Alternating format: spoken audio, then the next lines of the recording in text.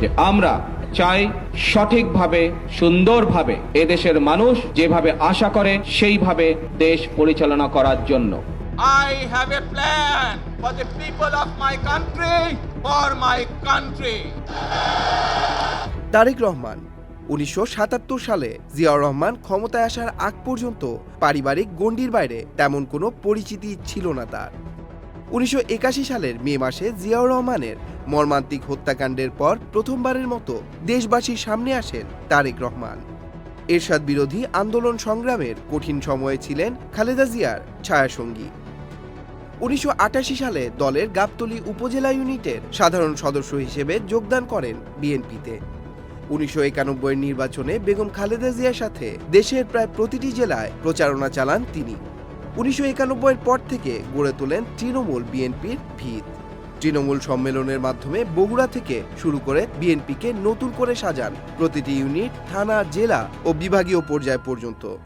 1901 সালের নির্বাচনে সাংগঠনিকভাবে ব্যাপক ভূমিকা রাখেন তিনি, যার ধারাবাহিকতায় 2002 সালে বিএনপির স্থায়ী কমিটি তাকে বিএনপির সিনিয়র যুগ্ম মহাসচিব পদে মনোনীত করেন। এ সময় তিনি বিএনপিকে শক্তিশালী করতে শুরু করেন তৃণমূল সম্মেলন। বিএনপির 2001 থেকে 2006-এর শাসনামল শেষে 2007 সালে সেনা সমর্থিত তত্ত্বাবধায়ক সরকারের আমলে গ্রেফতার করা হয় বেগম খালেদা জিয়া, তারেক রহমান ও আরাফাত রহমানকে। প্রায় 18 মাস কারা অন্তরীণ থেকে তিনি জামিন পান 2008 সালের 3 সেপ্টেম্বর। সরকারের নির্যাতনের শিকার তারেক রহমান চিকিৎসার জন্য লন্ডনে যান একই বছরের 11 সেপ্টেম্বর। অসুস্থতা সত্ত্বেও অব্যাহত রাখেন দলীয় কার্যক্রম পরিচালনার গুরুদায়িত্ব। 2009 সালের বিএনপি সম্মেলনে তাকে করা হয় বিএনপির সিনিয়র ভাইস প্রেসিডেন্ট। নির্বাসনে থেকেও শেখ হাসিনার 16 বছরের শাসনামলে সীমাহীন দমনপীড়নের সময় বাংলাদেশ জাতীয়তাবাদী দল বিএনপির আন্দোলন সংগ্রামের নেতৃত্ব দেন তিনি। 2018 সালে প্রহসনমূলক মামলায় বেগম খালেদা জিয়াকে কারাগারে বন্দী করার পর বিএনপির ভারপ্রাপ্ত চেয়ারম্যান হিসেবে মনোনীত করা হয় তারেক রহমানকে।